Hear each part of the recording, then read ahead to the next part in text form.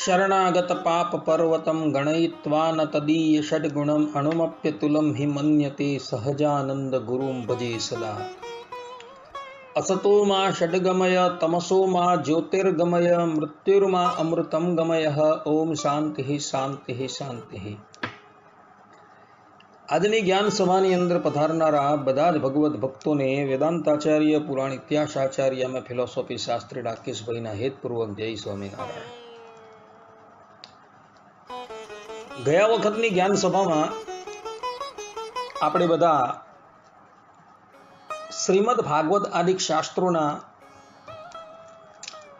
પ્રમાણો દ્વારા શરણાગતિ इतर બધા જ કરતા એટલે કે બીજા બધા જ જ્ઞાન યોગ ભક્તિ યોગ કર્મયોગ ઇત્યાદિ કરતા પણ સર્વોત્તમ છે એ બાબતનું અવલોકન કરતા હતા। શ્રીમદ ભાગવતના પંચમ સ્કંદના પ્રથમ અધ્યાયના તૃતીય શ્લોકની અંદર ભગવાન કૃષ્ણ દ્વૈપાયનજી પોતે કહે છે, महतां खलु विप्रर्षे उत्तम श्लोक पादयोः छाया निवृत्त चित्तानां न कुटुंबे स्पृहामतिः। अर्थात के जेमनु चित्त पुण्य कीर्ति श्री हरिना चरणोनी शीतल छायानो आश्रय लईने शांत थई गयुं छे ते महापुरुषोनी क्यारेय कुटुंब वगैरे में आसक्ति थवा पामती नथी। કહેવાનું તાત્પર્ય એ છે કે જે ભગવદ ભક્ત પરબ્રહ્મ પરમાત્મા શ્રીમન નારાયણના શરણમાં જઈને એમના ચરણાર વિંદરનો આશ્રય ગ્રહણ કરે છે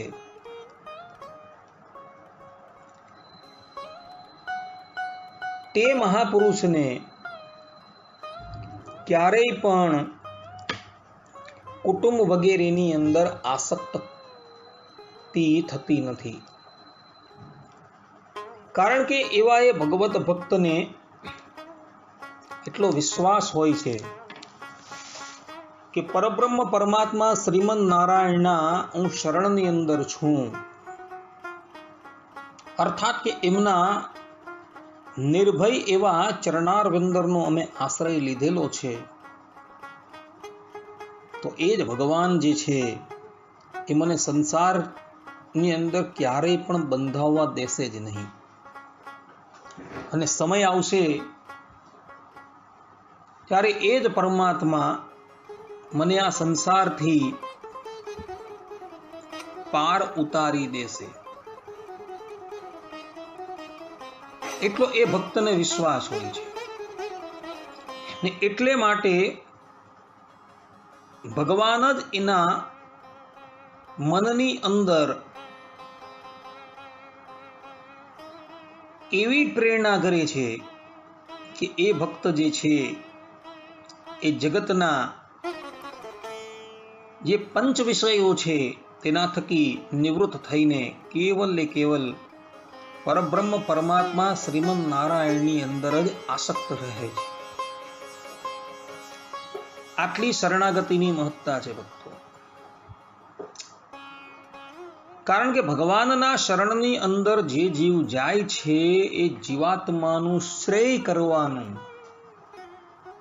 ए जीवात्माने संसारथी पार उतारवानुं, ए जीवात्मानु मंगल करवानुं कार्य भगवान श्री हरि पोताना मस्तक पर स्वीकारी ले छे। ए जीवात्माने ए क्यारेय पण संसारनी अंदर बंधाववा देता ज नथी। જ્યારે જ્ઞાન યોગ કર્મયોગ અને ભક્તિ યોગ વાળા જે છે એ લોકો તે યોગનું આચરણ કરે છે એની અંદર ભગવાનની જવાબદારી હોતી નથી। કારણ કે એ લોકો સ્વતંત્ર રીતે તે યોગને આશરેલા હોય છે એટલે એ લોકો કદાચ સંસારના બંધનની અંદર ફસાયેલા હોય तो पण एणे पोतानी जाते बहार निकळवानुं छे कि आ भगवान एमने सहाय करवा नथी आवता। કારણ કે એ લોકોએ તે યોગને સ્વતંત્રપણે સ્વીકારેલા છે. એમાં ભગવાનની શરણાગતિ નથી હોતી. શરણાગત જે ભગવાનનો ભક્ત છે એ ગમે એટલી વિપત્તિની અંદર ફસાયેલો હોય, પરંતુ ભગવાન શ્રીમદ નારાયણ જે છે એને એ વિપત્તિમાંથી કેમેય કરીને બહાર કાઢી નાખે છે. આ ભગવાનના શરણાગત જે છે તેની અંદર આટલી વિશેષતા જોવા મળે છે કે ભગવાન શ્રીમદ નારાયણ જે છે એ જ એની તમામ જવાબદારી સ્વીકારતા હોવાથી એ માયાના બંધનની અંદર પડેલો હોય ત્યાંથી પણ એને ભગવાન છોડાવી દે છે. શ્રીમદ ભાગવતના દસમ સ્કંદના 14મા અધ્યાયના 58મા શ્લોકની અંદર ભગવાન કૃષ્ણ દ્વૈપાયન કહે છે, સમાશ્રિતાયે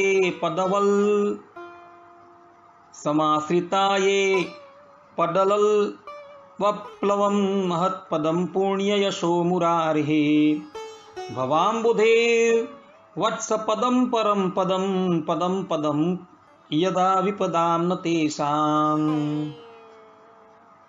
અર્થાત કે જેઓએ પુણ્ય કીર્તિ મુકુંદ મુરારીના પદ પલ્લવ રૂપી નૌકાનો આશરો લીધો છે તે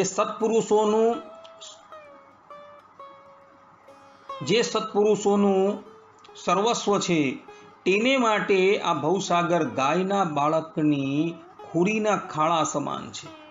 તેને પરમપદની પ્રાપ્તિ થઈ જાય છે અને તેને માટે વિપત્તિઓના નિવાસસ્થાન રૂપ આ સંસાર રહેતો જ નથી. અહીં પણ શરણાગતિની મહત્તા બતાવેલી છે કે જે ભગવાનના શરણાગત છે કે જેઓએ પુણ્ય કીર્તિ મુકુંદ મુરારીના પદ પલ્લવ રૂપી નૌકાનો આશરો લીધેલો છે, જે સત્પુરુષોનું સર્વસ્વ છે, તેને માટે આ ભવસાગર કેવો છે? તો ગાયનું જે વાછરડું આવે ને, એ વાછરડાની જે ખુરી આવે ને, એ ખુરીના ખાડા સમાન છે ખાલી. કેમ?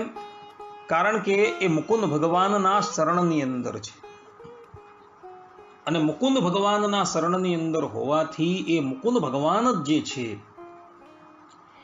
એ જ એને આ સંસારનું ઉલ્લંઘન કરાવી દેશે.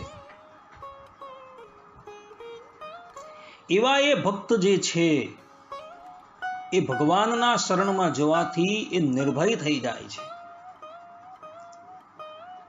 નિર્ભય એટલે માટે થઈ જાય છે કારણ કે એ ભક્તને વિશ્વાસ હોય છે કે ભગવાન શ્રીમદ નારાયણ જે છે એ મને આ સંસારથી પાર કરી દેશે, અને કરી પણ દે જ છે.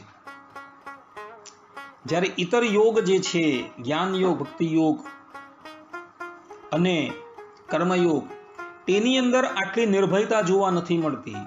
એ લોકોને પદે પદે ભય હોય છે કે કદાચ અમારું પતન થાય, કદાચ અમારું પતન થાય.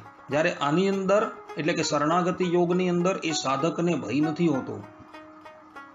કારણ એ છે કારણ કે એને સંભાળવા વાળા એના ભગવાન જે છે એ એની સાથે હોય છે, અને પરબ્રહ્મ પરમાત્મા એની સાથે હોવાથી એને માટે આ સંસારનું ઉલ્લંઘન કરવું એટલે ગાયના વત્સ ની ખુરી બરાબર છે. અર્થાત કે ગાયનું બચ્ચું હોય એ કોઈ રજની અંદર પોતાની ખુરીથી ખાડો પાડે, એ ખાડો કેટલો સામાન્ય હોય કે જેને મનુષ્ય જે છે એ એક જ ચરણની અંદર ઉલ્લંઘન કરે. તે પ્રમાણે છે કે એ ભગવાનના ભક્ત જે છે તેને માટે સંસાર જે છે આવો થઈ જાય છે, કારણ કે ભગવાન એની સાથે. એ લોકો નિર્ભય થઈ જાય છે, સંસારથી ક્યારેય ભય પામતા જ નથી. માટે ભગવાનની શરણાગતિ કરવી એ સૌથી મહત્તમ છે ભક્તો. એ જ જીવનનું પરમ લક્ષ્ય છે. શ્રીમદ ભાગવતના 7મ સ્કંદના 6ઠા અધ્યાયની અંદર આ વાત આપણે અગાડી જોઈ ગયા. તે જ પ્રમાણે શ્રીમદ ભાગવતની અંદર 10મ સ્કંદના 72મા અધ્યાયના 4થ શ્લોકની અંદર ભગવાન કૃષ્ણ દ્વૈપાયન પોતે કહે છે કે અસ્માકમ તવ ગોવિંદ રાજ્ઞો બદ્ધાન વિમુંચતઃ સવૈ દુર્વી શહો રાજા નાગાયુત સમો બલે. અર્થાત કે હે કમલનાગ, તમારા ચરણ કમળની પાદુકાઓ સમસ્ત અમંગલોનો નાશ કરનારી છે. જે માનવો નિત્ય તેની સેવા કરે છે, ધ્યાન અને સ્તુતિ કરે છે, વાસ્તવમાં તે જ પવિત્ર આત્મા છે. જેઓ જન્મ મરણ રૂપી સંસારથી મુક્ત થઈ જાય છે અને જો તેઓ સાંસારિક વિષયોની અભિલાષા રાખે તો તેઓને તેની પણ પ્રાપ્તિ થઈ જાય છે. પરંતુ જેઓ તમારા ચરણ કમળોની શરણ નથી લેતા તેમને મુક્તિ તો મળતી જ નથી, સાંસારિક ભોગ પણ મળતા નથી. અહીં સ્પષ્ટ રૂપે કહેવામાં આવેલું છે ભક્તો કે ભગવાનના ચરણારવિંદર જે છે, અર્થાત કે ભગવાનનું શરણું લેવું એ સમસ્ત અમંગલોનો નાશ કરનારું છે ભક્તો. જે લોકો એ ભગવાન શ્રીમદ નારાયણના શરણમાં ગયા હોય છે, એ ભલે લૌકિક કામનાથી ગયા હોય કે મુક્તિની કામનાથી ગયા હોય, એ લોકોને એ ફળ અવશ્ય પ્રાપ્ત થઈ જ જાય છે. અહીં શ્રીમદ ભાગવતમાં કહ્યું છે. પરંતુ જે ભગવાન શ્રીમદ નારાયણના શરણમાં નથી ગયા તો તે વ્યક્તિને આ લોકની અંદર તો ભોગની પ્રાપ્તિ થતી જ નથી, પરલોકની અંદર પણ ભોગની પ્રાપ્તિ થતી જ નથી ભક્તો. એવું અહીં શ્રીમદ ભાગવતમાં કહ્યું છે. માટે જે લોકોએ આ લોકની અંદર કોઈ કામના હોય કે પરલોકની અંદર કોઈ કામના હોય, તેણે કેવલ ને કેવલ શ્રીમદ નારાયણના ચરણારવિંદરનો જ આશરો લેવો. એ ભગવાન જે છે એ સમસ્ત જગતના એક જ કારણ છે અને ભગવાનના શરણમાં જવાથી તમારી બધી ઈચ્છાઓ જે છે એ ભગવાન પૂર્ણ કરશે. સકામ ઈચ્છા હોય તો સકામ ઈચ્છા પણ એ ભગવાન પૂર્ણ કરશે. મોક્ષની ઈચ્છા હોય, આ સંસાર માટે છૂટવાની ઈચ્છા હોય તો પણ એ ઈચ્છા કેવલ ને કેવલ શ્રીમદ નારાયણ જ પૂર્ણ કરશે, બીજું કોઈ કરતું નથી. અને ભગવાનના શરણમાં જયા વગર તમે જે પણ કોઈક વસ્તુની ઈચ્છા કરશો તે ઈચ્છા ક્યારેય પણ પૂર્ણ થવાની જ નથી. માટે પરબ્રહ્મ પરમાત્મા શ્રીમદ નારાયણના શરણાગત થવું એ જ જીવનનું લક્ષ્ય છે ભક્તો.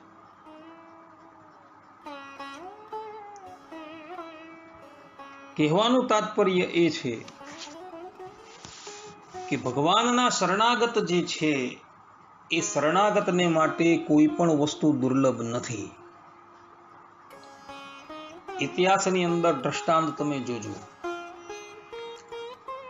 અસુર લોકો જે હોય ને એ ક્યારેય પણ ભગવાનના શરણાગત થતા નથી. ભાગ્ય કોઈ આસુરી તત્વ હોય તે ભગવાનના શરણમાં હોય છે. બાકી મોટે ભાગના આસુરી તત્વો જે છે એ ક્યારેય પણ ભગવાનના શરણની અંદર હોતા જ નથી અને કેવલ પોતાના પુરુષાર્થના બળે કરીને ઇતર દેવી દેવતાઓની ઉપાસના કરીને તે ફલની પ્રાપ્તિ કરતા હોય છે અને કેટલાક કાળને માટે એ લોકો આ ત્રિભુવનનું રાજ્ય જે છે એ ભોગવતા હોય છે. જ્યારે દેવતાઓની વાત જોજો, જ્યારે પણ એ લોકોની સામે કોઈ વિપત્તિ આવીને ઉપસ્થિત થાય ત્યારે તેઓ હંમેશા ભગવાન શ્રીમદ નારાયણના શરણમાં જ જતા હોય છે.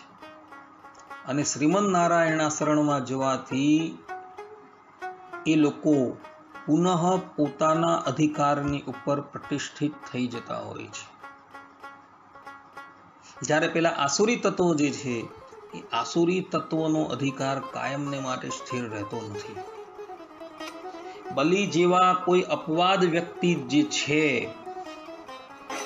તેની વાત એક બાજુ છે, પરંતુ બીજા બધા જ જે આસુરી તત્વો હતા એ લોકોનો વૈભવ જે છે એ કાયમને માટે સ્થિર રહ્યો જ નથી. પરંતુ દેવતા લોકોનું તમે જુઓ તો દેવતા લોકો જ્યારે પણ કઈ વિપત્તિમાં મુકાય છે ત્યારે એ લોકો શ્રીમદ નારાયણના શરણમાં જાય છે અને નારાયણ તેઓને પુનઃ પોતાના અધિકારની ઉપર પ્રતિષ્ઠિત કરી દે છે. એટલે અહીં જે શ્રીમદ ભાગવતના 10મ સ્કંદના 72મા અધ્યાયના 4થ શ્લોકની અંદર કહેવાયું કે ભગવાનના શરણમાં ગયા વગર જીવાત્માને ક્યારેય પણ મુક્તિ પણ મળતી નથી અને સાંસારિક ભોગો પણ મળતા નથી. એ આ દેવતાઓ અને દાનવોના ચરિત્ર પરથી જોવા મળે છે. ઇન્દ્રાદિક દેવતાઓને જે ઐશ્વર્ય આપેલું છે એ પરબ્રહ્મ પરમાત્માએ આપેલું છે, કારણ કે એ લોકો ભગવાનના શરણમાં છે. કોઈ કાળ એવો ઉપસ્થિત થાય છે કે જેની અંદર એ જ દેવતાઓ કોઈક ભૂલ કરતા હોય છે અને ભૂલ કરવાને લઈને એ ઐશ્વર્ય પરથી ચ્યુત થતા હોય છે. પ્રસંગ તમને બધાને ખબર છે. દુર્વાસાનું અપમાન થયું હતું, બૃહસ્પતિનું અપમાન થયું હતું દેવતાઓ દ્વારા, જેને લઈને એ લોકો પોતાના અધિકાર પરથી ચ્યુત થઈ પણ ગયા હતા. પરંતુ શ્રીમદ નારાયણના આશ્રિત હોવાથી પુનઃ એ જ પરબ્રહ્મ પરમાત્મા જે છે એ તેમને તેઓના અધિકારની ઉપર પુનઃ સ્થાપિત કરી દેતા હોય છે, કારણ કે એ લોકો ભગવાનના શરણાગત છે. જ્યારે આસુરી તત્વોની અંદર તમે જુઓ, આસુરી તત્વોને ભગવાનની શરણાગતિ નથી. એ લોકો કેવલ ને કેવલ પોતાના પુરુષાર્થના બલે કરીને બધી વસ્તુ મેળવવાનો પ્રયાસ કરતા હોય છે અને કોઈ વખત પોતી તપસ્યાના બલે કરીને એ વસ્તુ પ્રાપ્ત પણ કરતા હોય છે, પરંતુ એ વસ્તુ એને માટે ક્યારેય પણ નિત્ય રહેતી નથી. સમય આવતા સમાપ્ત થઈ જાય છે. અમુક કાળ પૂરતા તે લોકો તે અધિકારની ઉપર રહેલા હોય છે, પરંતુ એ કાળ પૂર્ણ થઈ જાય ત્યારે અધિકારથી વંચિત થઈ જાય છે. જ્યારે દેવતાઓ જુઓ ભગવાનના શરણાગત છે અને ભગવાનના શરણાગત હોવાથી એ લોકો ભૂલ કરતા હોય છે તો પણ ભગવાન જે છે એમના રક્ષક હોવાથી એ લોકોની ભૂલ પણ એ ભગવાન જે છે એ સુધારી દે છે. ભક્તો, આટલી શરણાગતિની વિશિષ્ટતા છે. અર્થાત કે ભગવાનના શરણની અંદર જે જીવાત્મા ગયો છે એ જીવાત્માનું પતન થતું જ નથી. કદાચ કોઈ સમય એવો આવે છે કે કદાચ પોતાની ભૂલે કરીને એ માર્ગ ઉપરથી એ વિપરીત માર્ગની ઉપર જતો રહ્યો હોય છે, પરંતુ પરબ્રહ્મ પરમાત્મા શ્રીમદ નારાયણ એના આધાર હોય છે. ભગવાન શ્રીમદ નારાયણના આશ્રય એ હોય છે, એટલે ભગવાન પુનઃ એને એ માર્ગ ઉપરથી વાળીને પુનઃ યોગ્ય માર્ગની ઉપર આરૂઢ કરતા હોય છે. માટે શરણાગત જે ભગવાનના ભક્ત છે એની બધી જ જવાબદારી જે છે એ ભગવાન પોતાના મસ્તકની ઉપર ધારણ કરતા હોય છે. એવો એ શરણાગત ભક્ત જે છે એ નિર્ભય છે. એવો એ શરણાગત જે છે એ હંમેશા ભગવાનની આજ્ઞાની અંદર જ વર્તતો હોય છે. ભગવાનની આજ્ઞાથી ક્યારેય પણ વિપરીતપણે વર્તતો જ નથી. જે પરબ્રહ્મ પરમાત્માની આજ્ઞાથી વર્તતો હોય છે એ વ્યક્તિને જીવનમાં ક્યારેય પણ કષ્ટ આવતા જ નથી. ભગવાન સ્વામિનારાયણ આ વચનામૃતની અંદર કહી રહ્યા છે કે અલ્પ પદાર્થને અર્થે એ ભગવાનનો શરણાગત હોય અને અલ્પ પદાર્થને અર્થે જો દુખી થાય, અર્થાત કે અલ્પ પદાર્થની પ્રાપ્તિને અર્થે એ ભગવાનની આજ્ઞા જ્યારે લોકતો હોય છે ત્યારે જ એ ભક્તને દુઃખ આવે છે, બાકી દુઃખ નથી આવતું ક્યારેય પણ. ભગવદ આજ્ઞા પ્રમાણે વર્તતા જે હોય તેને કોઈ વ્યક્તિ નડતરરૂપ થતી નથી. જેટલા પણ ગ્રહો છે ને એના જીવનની અંદર અમંગલ રૂપ હોય છે, બધાએ મંગલ થઈ જાય છે. કારણ કે કૃષ્ણ રૂપી ગ્રહથી એ ગ્રસ્ત થયેલો છે, અને જે વ્યક્તિ કૃષ્ણરૂપી ગ્રહથી ગ્રસ્ત થયેલો હોય એના પર કૃષ્ણરૂપી ગ્રહ અનુગ્રહ જ વરસાવતો હોય છે. ઇતર કોઈ પણ ગ્રહ જે છે એને ગ્રસ્ત કરવા માટે સમર્થ જ નથી ભક્ત. માટે શરણાગત ભક્ત જે છે એ કૃષ્ણ રૂપી ગ્રહથી અનુગ્રહિત થયેલા છે, માટે એના જીવનની અંદર ક્યારેય પણ અમંગળ થતું જ નથી. કદાચ કોઈ અમંગળ થતું હોય તો એ ભગવદ આજ્ઞાથી વિપરીતપણે ચાલવાથી એના જીવનની અંદર અમંગલ આવતું હોય છે. માટે શરણાગતિ ખ્યાલ રાખવો કે આપણે હંમેશા ભગવાનની આજ્ઞાની અંદર જ વર્તવાનું છે. ભગવદ આજ્ઞાથી ક્યારેય પણ વિરુદ્ધ વર્તવાનું જ નથી. આવો પોતાના જીવનની અંદર એક દ્રઢાવ રાખો તો તમે આ લોકની અંદર પણ સુખી રહેશો અને પરલોકની અંદર પણ તમને મહદ ફળની પ્રાપ્તિ થશે. આટલું કહીને વાણીને વિરામ આપીએ છીએ. સર્વે સંતુ નિરામયઃ, સર્વે સુખીનો ભવંતુ, સર્વે ભદ્રાણી પશ્યંતુ, મા કશ્ચિદ દુઃખ ભાગ ભવેત. અસ્તુ. જય સ્વામિનારાયણ.